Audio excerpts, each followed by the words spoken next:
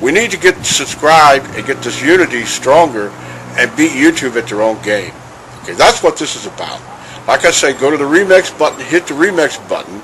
That way you'll have this video and keep up with this. Otherwise, YouTube's just going to control us, guys, and it's really bad.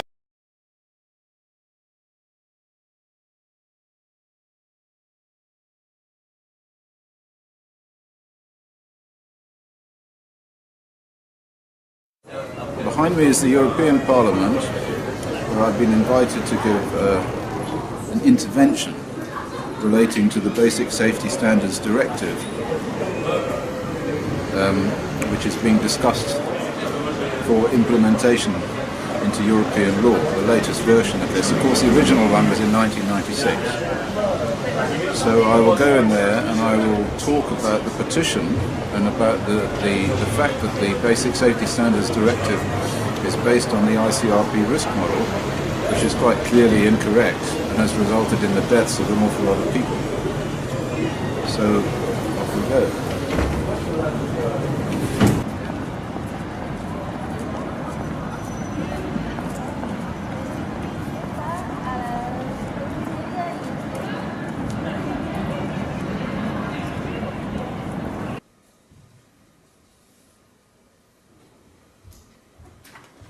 I'm very grateful to be in a position to come here and talk about the Basic Safety Standards Directive. I was last here to talk about the Basic Safety Standards Directive in 1996, when the 96/29 directive was being considered by the Greens in the European Parliament, who were concerned, and rightfully so, that this directive permitted or encouraged the recycling of radioactive waste into consumer items, so long as these items were not meant as children's toys or jewellery. Since then, I have studied this issue with my colleagues in a new committee called the European Committee on Radiation Risk, which is a committee which was set up following a meeting in 1997 to discuss the issue of radiation protection here in the European Parliament in Brussels.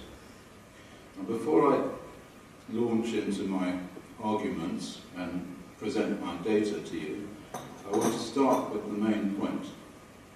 Much has been talked about the dose limits, about the concept of a limit of 1 millisievert in a year, or the concept of 10 microsieverts from exposure to various radionuclides. But I want to start by telling you that the concept of absorbed dose is the primary problem. The concept of the millisievert, which is energy per unit mass, is a concept which is fatally flawed. It is not a scientific concept, although it is currently, and has since 1952, been the basis of all radiation risk legislation.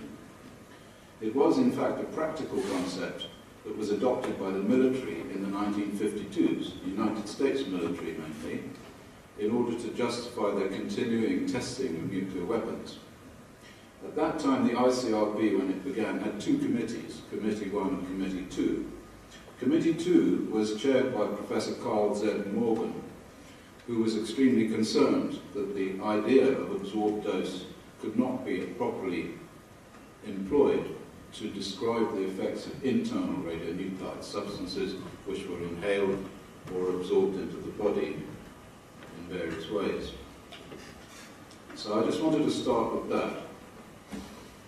The concept of absorbed dose is fairly accurate and useful for examining the effects of external radiation, like radiation from CT scans, from medical exposures, from the gamma radiation from nuclear weapons, or the gamma radiation from the soil, or indeed any other source.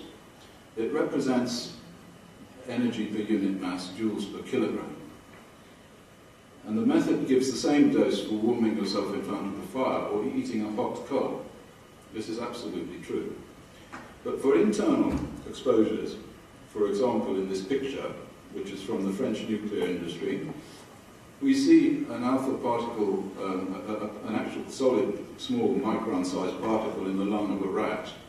And this is a radiograph. So what you're seeing there are, in that little star, which is called an alpha star, you're seeing the decay of this particle, the alpha particle decays into tissue. So you can see quite clearly there that some tissue gets an enormous dose and the rest of the tissue gets no dose. And this is essentially the problem.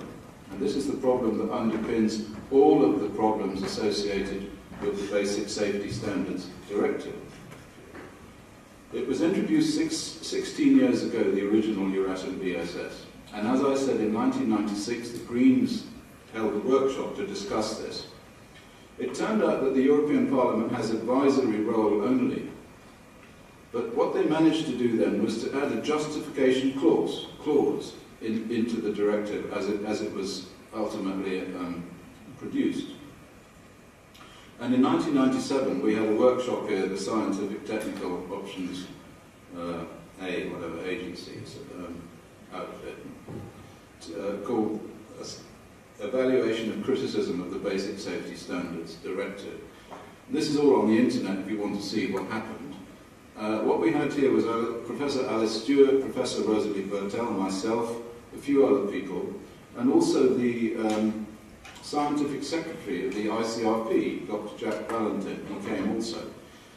And after the discussion, where many problems and criticisms were made of the then basic safety standards, he said a very important thing. He said that there's no reason why you should listen to the ICRP. The ICRP, he said, is an independent body. It's a charity. It has no special status. And if you want to, you can listen to any other body that has no special status. And so we thought, good, we'll start up a body that has no special status, equivalent to the ICRP. And in 1998, we formed the European Committee on Radiation Risk. And by 2003, we published an alternative risk model which dealt with this problem of internal and external radionuclides. This committee was supported by the Greens in the European Parliament originally, so it's very good here and very nice to be back here in this same arena. But it's very sad that nothing really has changed. Because despite the publication of the risk model in 2003, and as I shall explain later, various other developments, which I shall talk about, nothing has changed. The current risk model that we see, the one that we're discussing today, is almost exactly the same as the one that we had in 1997. Nothing has changed. Now, by 2009, the European Committee on Radiation Risk had acquired more than 65 expert corresponding members. These are proper scientists, I have to say, unlike the people in the ICRP and in UNSCEAR and in the IAEA, who basically are desk men. They're people who study other people's work and select pieces of it that they like and reject pieces of it that they don't like. The ECRR consists of proper scientific experts who do research on the ground, who have researched the effects of Chernobyl in the Chernobyl-affected territories, epidemiologists, radiation biologists, experts on genomic instability, which is an effect which has been discovered in the last 15 years, which essentially falsifies all of the basic ideas behind the ICRP risk model. Now, the most recent version of the ICRP model, this one that I show up here, is the one that's being adopted and is the basis of the current Basic Safety Standards Directive. Inside this risk model, the effects of Chernobyl are barely mentioned. The ICRP 103 document fails to discuss or refer to an enormous number of peer-reviewed and published reports which show that its conclusions are quite incorrect. In 2009, two large reviews of peer-reviewed Chernobyl health data were published, one by the New York Academy of Sciences, the other one by the European Committee on Radiation Risk. These show profound and serious radiation health effects in the ex-Soviet territories and in Europe. You can see all these on the website of the ECRI, which is up there, euradcom.org. The scientific secretary of the ICRP, whom we met in 1996 and who told us to go off and make our own committee, is Dr. Jack Valentin. Here he is. He was the senior editor of the latest report, ICRP 103 report. And in 2009, at an open meeting in Stockholm on the 22nd of April, after he had resigned, there was a discussion between him and me about the merits of the ICRP risk model with regard to internal radionuclides. This is what he said, and you can see him saying it on the internet because we videoed this discussion and it's there for everybody to see. He said that the ICRP risk model could not be used to predict the health effects of radiation exposure in human populations. You can hear him saying it. This is the model that is the basis of the Basic Safety Standards Directive, which we're now talking about adopting into the European system. He said for certain internal exposures, the errors in the model could be as high as 2 orders of magnitude. So that's between 100 and 1,000 times. Between 100 and 1,000 times. We're not talking percentages here. And he said now that he was no longer employed by the ICRP, and he said they can no longer pull my strings, he could agree that the ICRP committee and the UNSCEAR, the United Nations Radiation Committee that we've heard about here, had been wrong in not examining the evidence from the Chernobyl accident and much other evidence that showed the ICRP model to be incorrect for internal exposures. In 2009, at around the same time, we had a conference in Lesbos, on the Greek island of Lesbos. It's the 3rd international conference of the ECRI. And more than a significant number of eminent radiation biologists and epidemiologists came to this conference and discussed at this conference the serious inadequacy of the ICRP model. And at the conference, they created and signed a declaration calling for national and international agencies to abandon this model as a matter of urgency. And here's some of the scientists. Yes, Professor Sophie Sawada. Professor Carmel Mothersill is the world authority on genomic radiation instability. Professor Yablokov was an expert who was an advisor on radiation to the president of the Soviet Union, Gorbachev, and then to Yeltsin after that. There's some very eminent people here. I won't go through all of them.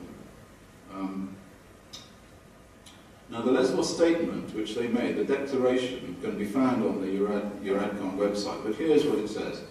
It says, whereas the ICRP risk model is used worldwide by federal, state and government bodies, and whereas the Chernobyl accident has provided the most important opportunity to discover the yields of serious ill health following exposure to fission products, and by common consent the ICRP risk model cannot be validly applied to post-accident exposures, nor to internal radionuclide material. And whereas the ICRP risk model was developed before the discovery of DNA structure, and that certain radionuclides have chemical affinities for DNA, so we're talking about substances like uranium, which bind very strongly to DNA, so they target the actual target which produces the cancer. So it's not a uniform exposure over the body, it's like a little missile that goes into the body and goes for the DNA and sticks on it. We, the undersigned, assert that the ICRP risk coefficients are out of date and their use leads to risks being significantly underestimated. We also assert that the yield of non-cancer illnesses from radiation is significant, because what genomic instability tells us is that cancer is not the only outcome of radiation exposure. Radiation exposure causes every single illness and problem associated with health to human beings to increase in severity. And one of the main areas where this is so is in heart disease. So in the affected territories of the Chernobyl accident in Belarus, the rates of heart disease rocketed. People are dying of heart attacks before they can die of cancer. So if we're looking for some increase in cancer after a major nuclear accident like Chernobyl or like Fukushima, we need to be very careful, Because if people are dying of heart attacks in their 30s, they're not going to be dying of cancer in their 50s and 60s. So the entire concept of the epidemiological examination of the effects of radiation exposure, and that includes the examination of the nuclear veterans of Hiroshima. It includes the people who've been studied with regard to radium exposure, internal radium exposure, and thoratrust, and all of these studies, they are all flawed by the discovery in the last 10 years that heart attacks are caused by radiation. And so the document says it urged the responsible authorities to no longer rely upon the existing ICRP model and to adopt a generally precautionary approach, and in the absence of another workable model, to apply with undue delay the provisional ECRR 2003 risk model, which more accurately bounds the risks reflected by current observations. Current observations mean facts. Current observations meaning you look out of the window and see whether people are dying after they're being exposed. You don't go to some risk model that says they cannot be dying. You do not go and look at children who are dying near nuclear power stations and say they cannot be dying near nuclear power stations because the risk model says it's impossible. You actually use that evidence to determine the risk model that is correct, and this is what the ECRR have done. So, we are in the middle of some kind of scientific earthquake. Valentin clearly was not prepared to continue to support such a system, and he retired. However, the ICRP model allows and underpins all of these radiation exposure situations. The nuclear energy fuel cycle, mining to licensed discharges to waste storage, military reactors, depleted uranium weapons, use in Iraq and Afghanistan and the Balkans, uranium mining, nuclear weapons testing, fertilizer uranium, prosthetic materials, nuclear medicine, and finally, of course, why we're all here, the Basic Safety Standards Directive of the European Union. The European Union directive that we're discussing explicitly states that its basis is the ICRP risk model. But because the 1996-29 version was a Euratom Treaty directive, the European Parliament has no powers. But as I said, as a result of concerns about the model, the Greens managed to have one amendment added, and this amendment still exists and is retained in the current 2012 version, and this is very good. And this is very, very key position we're at now. This is the key clause that you need to consider. In this new directive, Chapter 5, Justification and Regulatory Control of Practices, under Article 20, which is the justification of practices, and we've heard what justification means, Mr. Mundi told us. Number 3 is this: existing types of practices shall be reviewed as to their justification whenever new and important evidence about their efficacy or potential consequences is acquired. This was laid down in 1996, so what we need to look at is, have there been any new and important evidences about their efficacy or potential consequences since 1996? Well, actually the answer is yes. This clause stops the BSS, or it would do in any legal system that was worth the salt. Because since 1996, hundreds of scientific papers in the peer-reviewed literature represent new and important evidence about the health consequences of radiation exposure. Every single one has been ignored.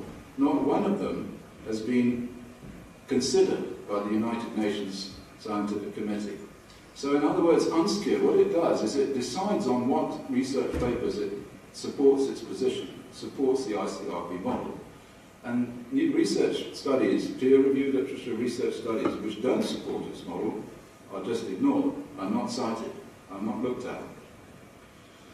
However, they still exist, and therefore, as a result of this clause, it's now a legal requirement for the European Commission to re-justify all permitted practices which lead to environmental contamination and internal exposures. And this is a very serious matter. It is perhaps the worst, the most serious public health issue of human history. Because even in the 16 years since the Euratom Directive appeared, tens of thousands of people have died as a result of the permissions it gave to the nuclear industry and the military to contaminate the environment. Now, it seems that there is something that could be done about this. Any citizen of the European Union or resident in a member state may individually or in a association with us, to submit a petition to the European Parliament on a subject which comes within the European Union's fields of activity and which affects them directly.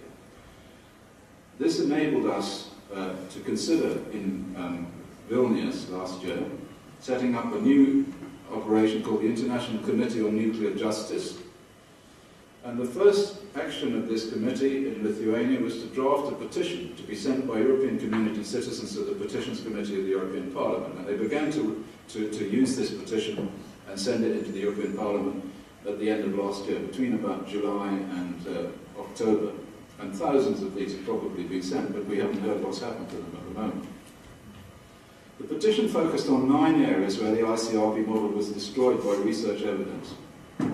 Peer review reports of the evidence are cited in the petition. You can find these reports on the website, in the petition. The website is called nuclearjustice.org. But since it's so important, I will briefly review the areas where the applications of the ICRP risk model are shown by research to be unsafe and to have resulted in the deaths and illnesses of a very large number of people.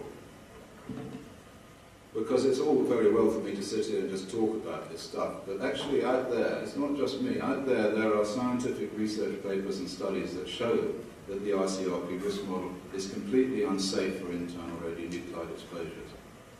So we'll start, I mean these are all very small writing here, so I mean you don't have to read all this stuff, and I should just briefly outline what's going on.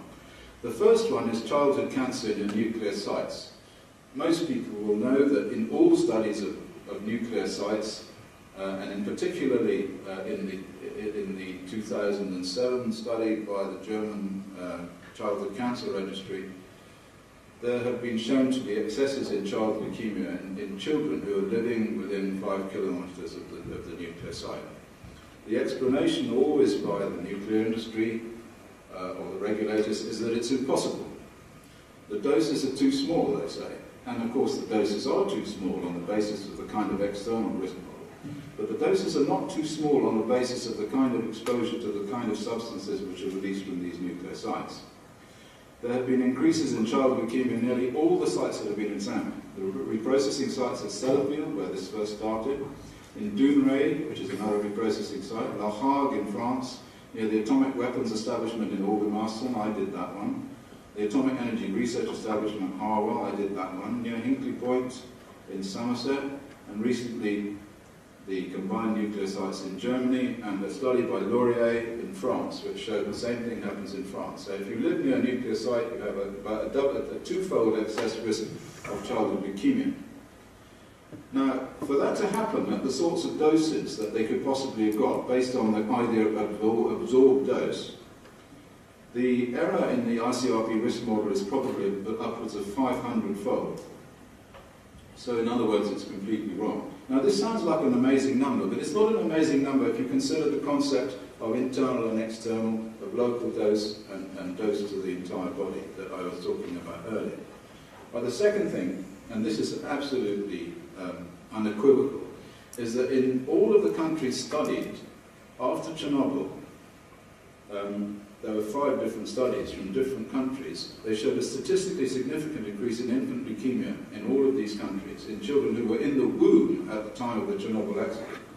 Now, whereas you might say that in nuclear site leukemia clusters there might be some other problem, it might be some chemical that the nuclear industry is using, it could be population mixing, all of these things have been suggested, some rare virus that happens to be near nuclear sites, but you cannot bring these conclusions out for internal radiation from Chernobyl in the womb. There's only one thing that happened to these children who were in the womb at the time of the Chernobyl accident, is they got radiation from their mother, in the bodies of the mother, and so it must be the radiation that causes the increase in leukemia. And if you look at the ICRP model predictions for those sorts of doses, you find first of all that the dose response is not linear. You find that it goes up very sharply and then it comes down again, because the children, of course, at a certain point they die, so you can't get leukemia if you're dead. And then it goes up again later on. Using this ICRP model, the error is upwards of a 1,000-fold. 3. Cancer following Chernobyl in northern Sweden. A study by Martin Tondell looked at the cancer in communities in northern Sweden and plotted the cancer rates after Chernobyl against the cesium-137 contamination. He found an 11% increase in cancer for every 100 kilobecquerels per square meter, and that shows almost a 500-fold error in the ICRP risk model. A study by my colleague Hagen Scherb showed that his human sex ratio at birth is changed by low doses of internal fission products, and he said as a result of his calculations that this involves the death of millions of babies in utero as a result of these effects, which he's found after atmospheric bomb testing, Chernobyl, and also in nuclear facilities. Now, there have been studies of cancer and genotoxic effects in Iraq following exposure to depleted uranium. I've been involved in some of those. These show that uranium nanoparticles represent a serious hazard. This is not incorporated into the Basic Safety Standards Directive. And indeed, a recent paper by Irina Guseva-Kanu, working for the French nuclear industry, shows that in her studies of uranium workers in France, there was a very high level of both heart disease and leukemia and lymphoma associated with exposure to uranium. And this shows that the effect, this shows an error in the ICRP risk model of 2,300 times. Then we have cancer, leukemia, and lymphoma. Yes, this is the one, Khan just talked about that, French nuclear workers, okay. Then we have the secondary photoelectron effect, which is something that I have studied myself at the University of Ulster. It has to do with, again, uranium substances of high atomic number.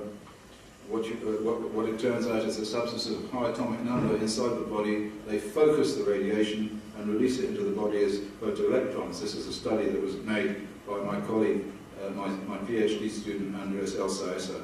And you can see on the top right-hand side there, the secondary photoelectrons that are released from a uranium nanoparticle after it's exposed to natural background radiation. The one in the middle is gold, and the one on the left-hand side is water.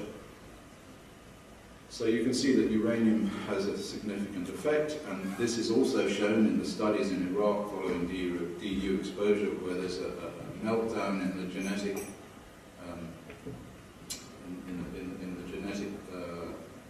base, the genome of the population. The women there are having very high levels of congenital malformations in their children. There's an enormously high level of cancer, an enormously high level of leukemia. All of these studies are in the peer-reviewed literature. All of these studies are ignored by the United Nations. All of these studies are ignored by ICRP. And then, of course, we come to Chernobyl. The effects of the Chernobyl accident have been reported in the Russian language peer-reviewed literature since 1996. So that is to say they are new and important evidence, but they have been largely ignored by the ICRP, and the United Nations and the IAEA say that there are no effects except a few firemen who were exposed to very high levels of radiation. So these data taken together, and they're all there in the petition. So if you want to see them and the references and everything, they're all on the website of the petition. They're in the petition that was sent to the European Parliament. And these together destroy the validity of the BSS directive because it destroys the validity of the ICRP risk model. The ICRP risk model is dead in the water. There is no question about that. And the only way that it continues to survive is because of this battle between authority and fact. So what happens is you bring a fact along, and authority says, we're not going to look at this fact. This is how it works. And the nearest thing to that is Galileo. Because Galileo brought along certain facts to the Inquisition. He said, look, you know, they're the moons of Jupiter. If you look at the play by Bertolt Brecht, there's a scene there where the Inquisitors say, your telescope must be a very strange device if it shows something that cannot exist. And so Galileo had to recant, otherwise he would have been burned at the stake. But we don't have to recant, because we can show these facts to the authority of the European Commission. And because it is incorporated into the legal structure of the earlier BSS directive, thanks to the Greens, thanks to the Magic Amendment, they must legally do something. They must re-justify all practices on the basis of new and important evidence. This is a human rights issue. and it can be addressed as such. So even under the European Union human rights legislation, citizens have an absolute right to influence decisions which affect the contamination of their environment. And here are some of the statements. Man has a fundamental right to freedom, equality, and adequate conditions of life in an environment of equality that permits a life of dignity and well-being, and he bears a solemn responsibility to protect and improve the environment for present and future generations. And there's a whole raft of these things. These wonderful human rights documents exist all over the place, and everybody ignores them. They're just pushed to one side. But they can be used. Here's the UN resolution. Here's the Aarhus Convention. Every person has a right to live in an environment adequate for his or her health and well-being, and a duty, both individual and in association with others, to protect and improve the environment for the benefit of present and future generations. Citizens must have access to justice in environmental matters. Now, I don't know how much time I've got, because I tend to go on and on and on, so you have to tell me when to stop. So give me another 3 minutes just to go and finish off, all right, okay? Because I can never kind of work out how long these things take. I just put down my message and then deliver it. But I think my message has been more or less delivered now. I was going to talk about some examples of contamination. The one that is nearest to my heart at the minute, because I live in Latvia, is the contamination of the Baltic Sea, which is the most radioactive sea in the world. And this map shows a HELCOM study. This is all peer-reviewed stuff, showing that the levels of cesium in the Baltic Sea are 50,000 becquerels per square metre. And there are various effects of this. I mean, I've done a study of breast cancer near the sea in Stockholm, in Sweden, and it shows that after Chernobyl there were increases in breast cancer near the sea, in all of the communities near the sea, but in the communities further away from the sea, breast cancer rates actually fell. And there are a couple of other concerns I'll just finish off with. The first of all is that the BSS is administered either solely by the European Employment Directorate or jointly between the Employment and Environmental Health Directorate. Now, it seems to me that this is a public health matter. It should not primarily concern the Employment Directorate. It should be a matter for the Public Health Directorate. So I don't see why the Employment Directorate has such a major role in this affair. And secondly, the BSS aims to effectively abolish the concept of a collective dose, which enables the calculation of the cancer yield in exposure to large populations. Why? Well, the answer is obvious, because they don't want to scare people. So this is what I said about Galileo. What we have here is we have a situation where observational facts are pitted against authority. So authority comes and says, childhood leukemia site in nuclear sites? It is impossible. I am authority. I tell you it is wrong. This is the situation. And we say, all of these people are dying in Iraq as a result of depleted uranium exposure. Authority says, it is not possible because the doses are too low. This must be changed. And the way to change it is to take the democratic power away from the Euratom people and put them in the parliament. And so it cannot be approved. The BSS directive cannot be approved, and the Parliament must demand rejustification of all practices under Article 20. Thank you very much.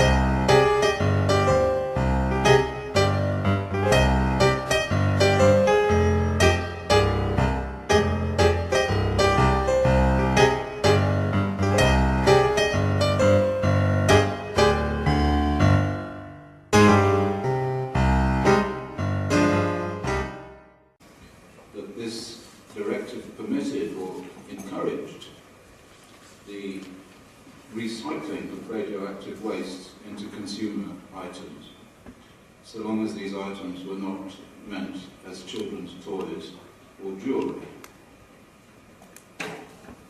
Since then, I have studied this issue with my colleagues in a new committee called the European Committee on Radiation Risk, which is a committee which was set up following a meeting in 1997 to discuss the issue of radiation.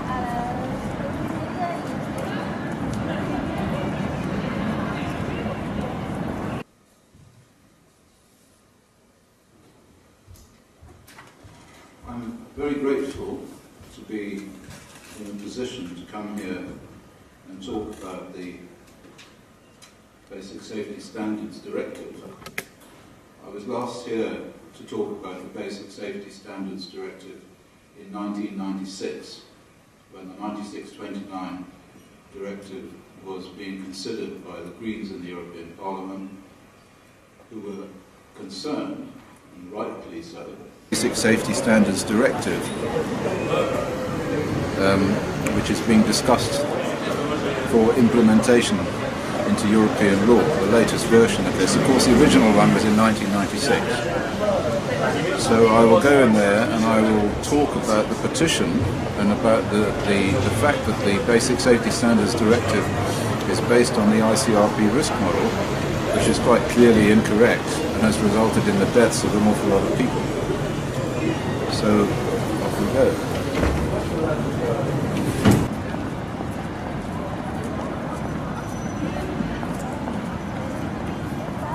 Protection here in the European Parliament in Brussels. Now, before I launch into my arguments and present my data to you, I want to start with the main point. Much has been talked about the dose limits, about the concept of a limit of 1 millisievert in a year, or the concept of 10 microsieverts from exposure to various radionuclides. But I want to start by telling you that the concept of an absorbed dose is the primary problem. The concept of the millisievert, which is energy per unit. We need to get subscribed and get this unity stronger and beat YouTube at their own game. Okay, that's what this is about.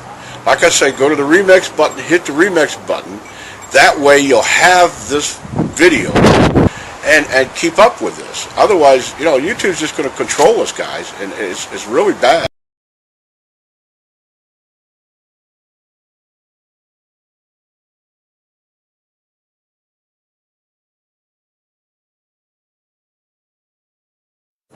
Behind me is the European Parliament, where I've been invited to give an intervention relating to the